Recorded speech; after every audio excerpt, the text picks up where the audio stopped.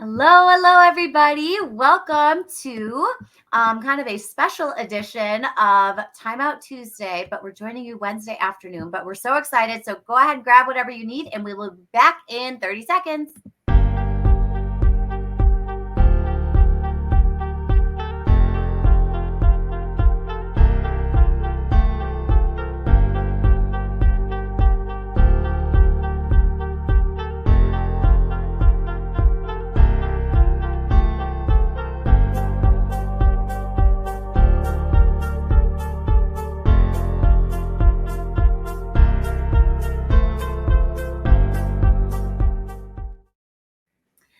All right, everyone. Welcome. I'm so excited. And we have like this fun little programming update because during the summer, we don't do Wind Down Wednesday. We're trying out Timeout Tuesday at 10. But yesterday, I had like 3 places I had to be. And so my lovely teammate, Olivia, is here with us. And I'm super pumped about that. Olivia, how are you? I'm doing okay. Summer brings more things than you expect, and so I was thinking I'd be relaxing, but I'm pretty busy. So in a good way. Yes. I always laugh at that too because I feel like I'm notorious for saying like I love Carly in the summer better. Like I love summer Carly much better. But summer like fills up insanely fast. And it's also the time where we're like, we have to pack in this project. We have to pack in this like home thing that we were trying to get done. Can't do it during the school year. But we're going to try it over the summer. And we have all the appointments we put off all year. We pack that into the summer too. So it's like, it's so much. It's so much. Indeed. And I think for me too, it's like getting ready and doing the vacation and then needing the vacation after the vacation. Yes, that's right. So, all good stuff though. All good stuff. That's right. So speaking of summer plans, we have a lot of really cool things happening this summer at the IRC. So I'm going to drop in the chat right now for those of you who are joining us on YouTube. We have this incredible free learning opportunity. It is in person. We're so excited about it. And it is the one-day mini conference called EmpowerCon. And we're so pumped about it because we've got one day is happening in North Palos or Palos Hills, right? Is that right? I feel like I always say that right to me. Incorrectly. And then the other day is in Wheeling. So we're giving our folks in the northern suburbs a time and place in the southern suburbs. So y'all can take your pick. It's both days have the same content. So you just pick one and you get 5 hours of CPDUs, which is great. And you get to come hang out with us and enjoy some professional learning. So that is free. You can find all that information on our website, and registration is open. But I will say, y'all, make sure you register now because spots are filling up. We only have a limited amount of spots for this because it is kind of an exclusive event. We're really excited about it, but y'all got to get registered. So we're very excited about that. And lots of other cool things happening all summer long at the IRC. So make sure you're following us on all of our social media platforms. Any other cool events? Any other cool things happening at the IRC or other? not an event, but I want to make sure people know about a recently released post on Drag Queen Story Hour. So we have released a little like mini position statement on how on our support for Drag Story Hour, especially given all the attacks on drag and drag performance of late. So in honor of Pride, in honor of doing the right thing, we've released that. So I hope people will read that and enjoy it and share it. Yes. And I'm going to go ahead and link that right here in the comments. So if you are joining us on YouTube, you can just click that link. If you're not joining us on YouTube, we'll make sure that we link it on all of our social media platforms so you can see it, read it, share it, because it is a really important piece and it has a very important message. And I am so like, I'm so excited that that piece is going out, and it just makes me very proud to be a part of this organization. So thank you for that. Super, super excited about that.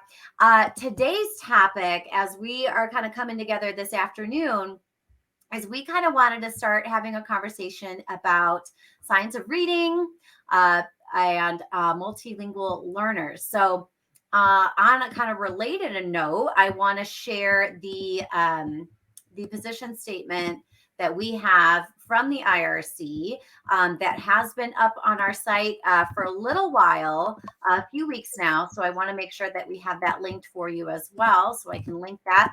And in that piece, you'll also see a whole bunch of really great resources for ongoing learning, because I think this is one of those things that like will continue to expand as we learn more, as we share more, as we all dialogue more with each other.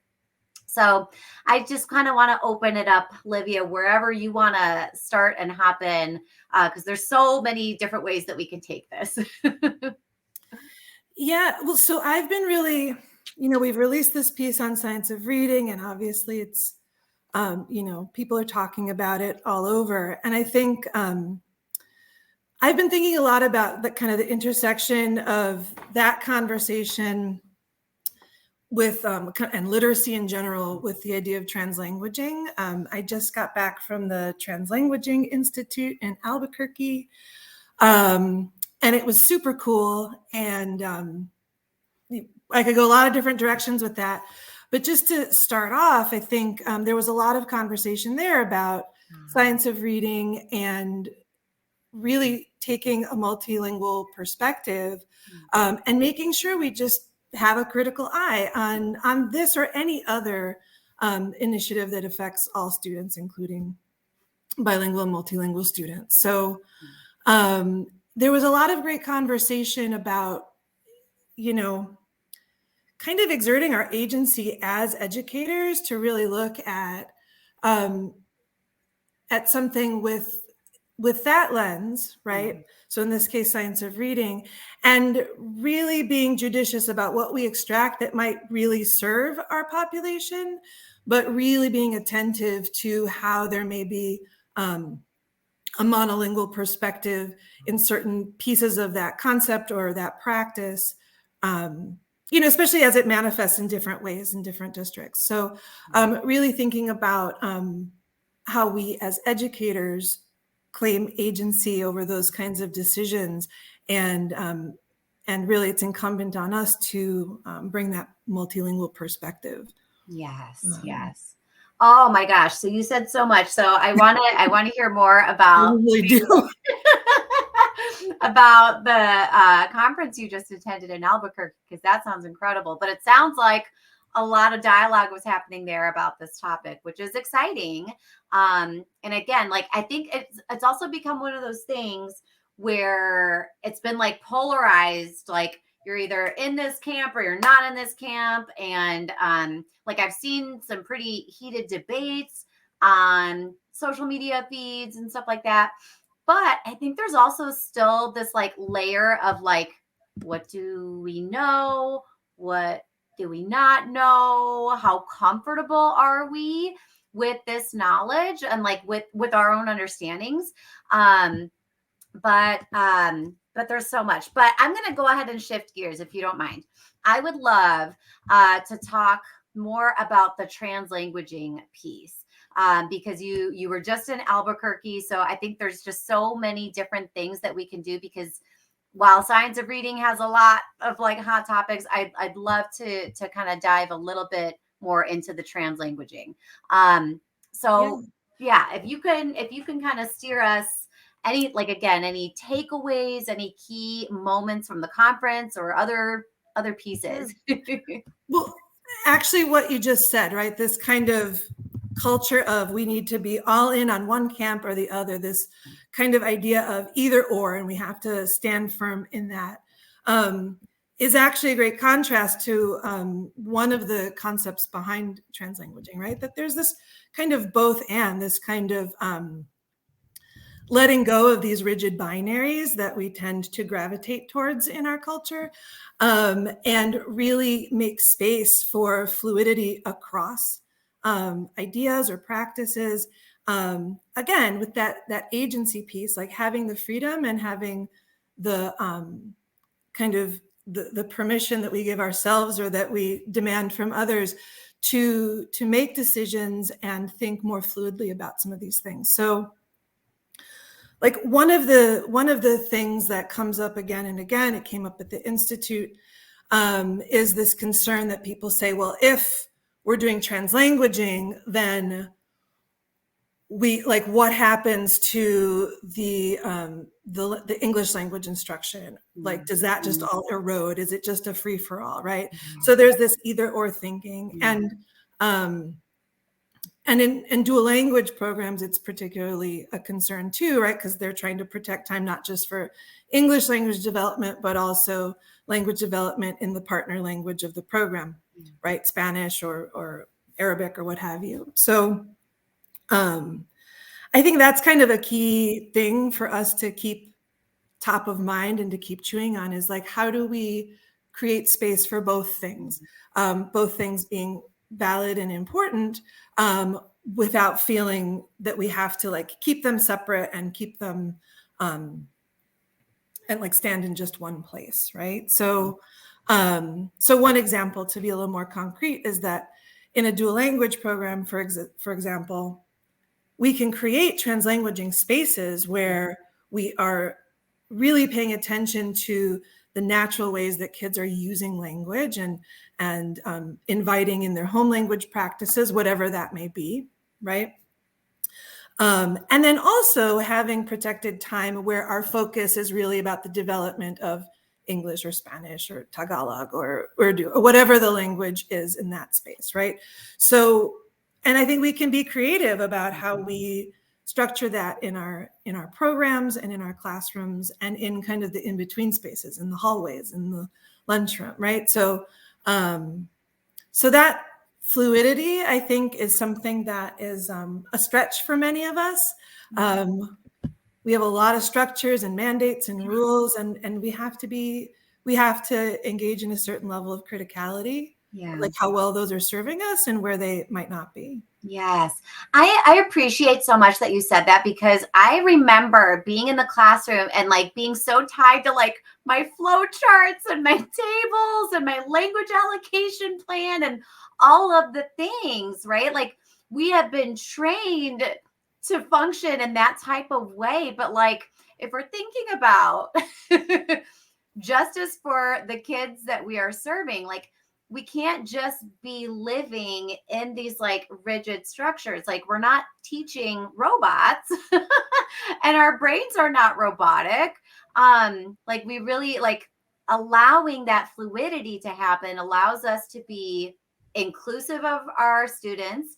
It allows us to be responsive to their needs, their language needs, affirming their identities, affirming their growth as languagers and as human beings, like all of these different things. So I just appreciate you really like when you said that, it was like, oh my gosh, I remember all my charts. Yeah.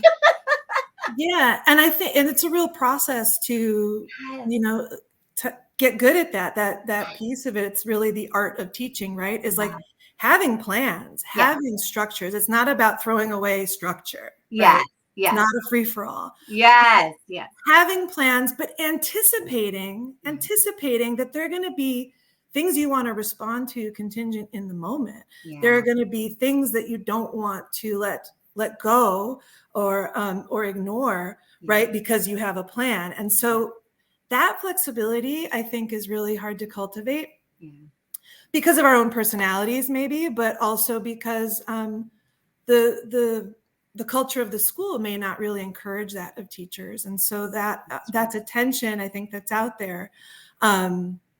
But yeah, like creating space for that dynamic part, right? Translanguaging is the practice of dynamic bilingualism, right? And that word dynamic is so important.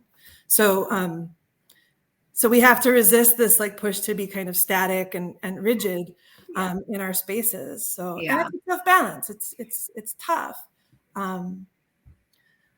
I will say too, because I want to acknowledge, I think teachers have not for a long time. In my experience, I've been in this over 30 years now. And I think teachers are in many ways encouraged to be compliant, to like stick to the plan, to stick to the manual, to stick to, right? And we have not really been encouraged to exert our own agency, to trust our instincts, but we're the ones who have the most direct line to who the kids are, and therefore what their strengths are, what their needs may be, how they're changing over the course of the year. Through the data we collect, the quantitative stuff, but also just that personal relationship that we build with them. And so we need to create spaces where teachers are encouraged and supported in doing that and exerting their own agency. And I think that's kind of what drew me to translanguaging pedagogy, because it's not just about using multiple named languages together. It's about freedom and it's about identity. And we can't really nurture that in the kids if we're not nurturing that in our own professional culture with our colleagues. So yes. I love so much that you said that translanguaging is about freedom. Like, that is so empowering. And if we think about like what that can mean for us as the teachers, but also like what that means for our students, and like really stepping into like our full linguistic identities and our full just identities in general too. I think that's huge. I'm thinking about like our leadership too. Like, what are things that like you would want to share with folks who are leading in systems around the idea of translanguaging? The first thing that comes to mind is I think it's just understanding what is translanguaging and exploring how that can inform what we do in schools, how we structure, how we plan, how we instruction in the moment. I think that's a conversation that we can have across the school. I worked with my neighborhood school, and they did just such a fabulous job of this. They were starting a dual language strand, but the school has about a dozen languages present in the community. Okay. And what they did was facilitate conversations across the entire teaching staff, the entire faculty, about translanguaging, right? So in different programs, some people consider themselves monolingual, some people are teaching in bilingual programs, some people are in ESL, and facilitating that. But then also they had this fabulous book club with the parents. And so across languages, they were talking about translanguaging and looking at different translanguaging picture books together. And so the whole school, like across the year, there were several kind of moments where this was in focus, and then coming back together and reflecting and having more conversation. It was just so beautiful because everyone had a way to connect to this idea of how we all have experience with more than one language. Like, we may identify as monolingual, but we all have some knowledge of other named languages. We all have a rich and diverse communicative repertoire, right? With language and gesture and expression, right? Like art, all of it, right? And so there was a place for everyone to connect, and then including parents, right? And then have conversations with students about what this is and what the bilingual experience is and how we need to make space for it. So I think that the leadership was down to do this, that they empowered the bilingual coordinator and other people to help lead this. and that it was a real experience of just listening to the community, getting to know each other through this lens, Yeah. was a really new experience for a lot of people in the school. So that's one thing I would say is leaders can open up conversation, Yeah. hopefully across the whole community, Yeah. whatever that might look like. Because it also wasn't a training. It wasn't like proselytizing about like, you have to do this now because it's the cool new thing. And here are the 1, 2, 3 that you have to like comply with. It was like, let's have a professional, deep conversation about this idea and how can we learn from it, and like what are the pieces that we think will really serve us and our community. So that'd be like my first big one. I love that. I really love too that it was like that you were sharing this example from this school and it was school wide. It wasn't like the multilingual department doing it and like hoping for buy-in or hoping for, people to support it. It was like, no, this is who we all are. And we're all doing this learning and exploring and connecting around the idea. So I love that because I think so many times we are in silos in schools for a lot of work, and it's unfortunate when we kind of break it all down and say like, gosh, like this is good for everybody. So I really love that it wasn't just like something that EL team was doing or something that the dual team was doing. It was for everybody. I love that so much. Yeah. Yeah. And I think many people were surprised that they had a way to connect, because we do like put it in that category, like, oh, that's for the bilingual people. Right.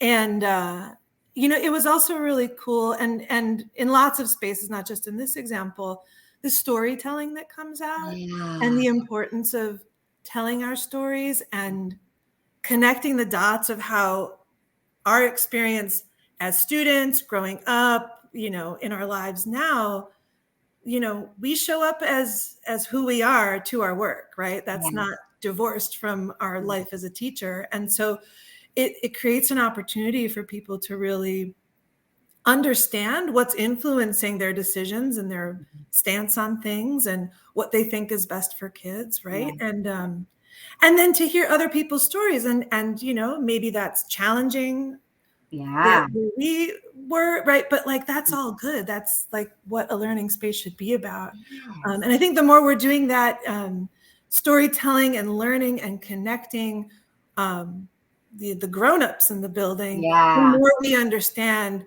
the importance of and how to create that space for kids. Yes. Because Yes. often that gets relegated to like, well, that's fluff. That's not the Yes. right? Yes. We are the curriculum. We are important texts in this curriculum. And Beautifully said. right, Yes. to connect it to the translanguaging, like we're all okay. So this is an idea that came up a lot. Nelson Flores talks about this, and it was a theme at the Translanguaging Institute, to bring it back to that, that we're translanguaging all the time. Yeah. Right. I am a bilingual person. I grew up in a house where we spoke English and Spanish and also Tagalog and adapted American Sign. So like there was a lot of communication happening in all sorts of forms. And because I'm speaking just in English to you right now, doesn't mean that my brain has stopped holding all of those things from my experience and all of that in my communicative repertoire, right? So translanguaging is something that happens. It's not only like in the speaker, right? Yeah. In the languager. It isn't only when someone else hears evidence of it. Yes. Yes. Yes. Yeah. And so I think like kind of that shift of understanding that translanguaging isn't something we can allow or control, but it's something that's happening. It's part of what it means to be a bilingual person or a multilingual person or a person, right? Yes. That we have lots of influences on our language, and that language isn't just for communicating outside externally with other people. That language is for us to make meaning, to understand the world, right? To understand ourselves. Yeah. And so it's happening all the time. It's not a matter of controlling it or allowing it. It's to me, it's how teachers take that understanding and create space to leverage it Yeah. to support kids in all sorts of ways in terms of their kind of whole well-being as well as their academic endeavors. Yes. I love that you said that about like languaging is for us, for ourselves too, like how we make meaning like internally. And I was thinking about like my mind was going, I was like, think of how many times like I have like these full on conversations in my own brain, like while I'm driving or while I'm taking a shower or while I'm doing laundry, like all the internal dialogue that is happening all the time. I'm like, gosh, like our brains are constantly languaging for ourselves, but like I've never stopped to like acknowledge that before. um Yeah. but I do like my, like you were saying, like we're just constantly languaging all the time, and it's not just the external things that we see or that we hear, it's just a constant flow. So I love that. I love that you said flow because it gets me to this metaphor that I love in the book. Oh, and I happen to have it right here. Let's see. In this book, Oh yes, right? yes, yes. There we go. They use this metaphor of the corriente, right? This flow that's happening. So we each have that flow, like that internal flow of our thoughts, right? And how those manifest as language. But also there's a corriente, there's a flow in our classrooms. And one thing that I think is helpful to understand this idea of translanguaging isn't just on the outside, right? We can think of a river, right, that may be flat and smooth and calm on the surface, right? But underneath there are currents and rocks that's flowing over it, right? So we may not see all the ways that the current is flowing, but it's still there, right? It may look still. And so I think, in the book, they talk about, listening to the corriente, really creating space where we can open up and invite kids to use whatever language feels right. Yeah. So for example, in a first draft of an essay, Yeah. or in certain conversations that we're guiding kids to have, we can open it up and say, let's use whatever language, because right now we're focused on making meaning and getting ideas going. Yes. Yes. So use everything you've got, Yeah. use all your resources to do that. And the great thing for teachers is that gives us an opportunity to observe and listen Yeah. to how they're using language when they're not being told how to use language. Yes. Then we can take that's great formative information for us to say, oh, I noticed, a lot of them are doing whatever, tal cosa.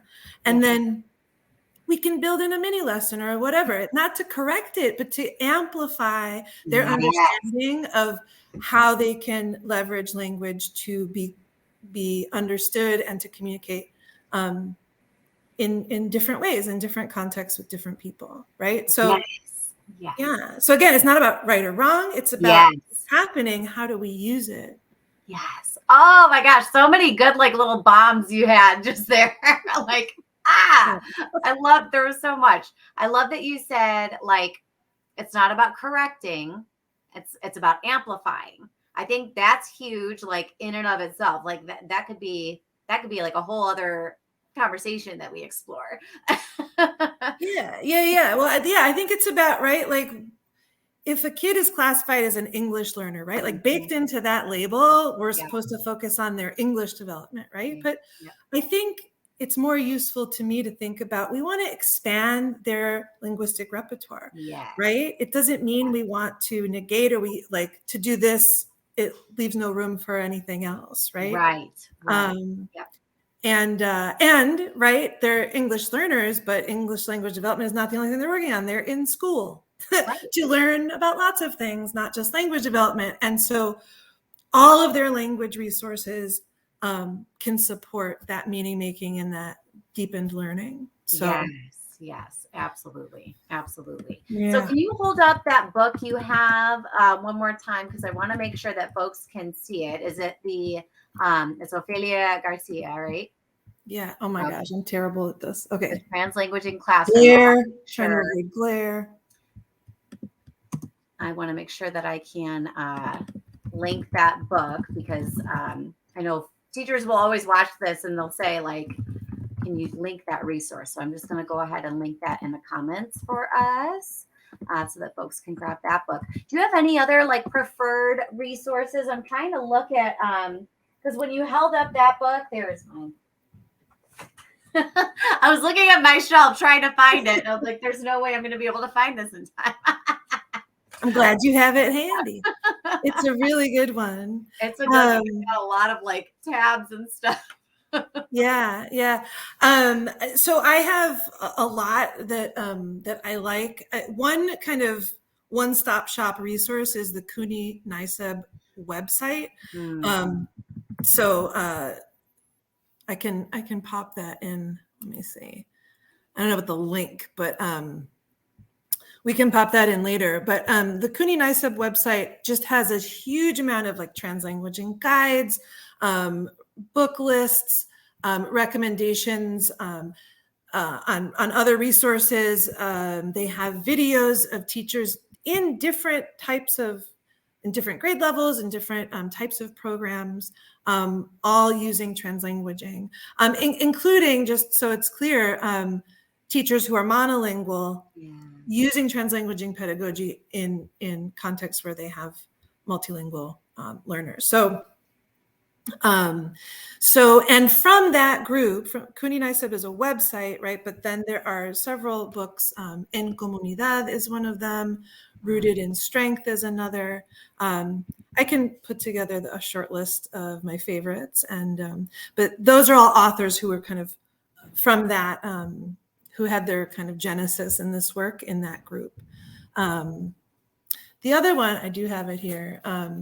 Danling Fu has done lots of great stuff.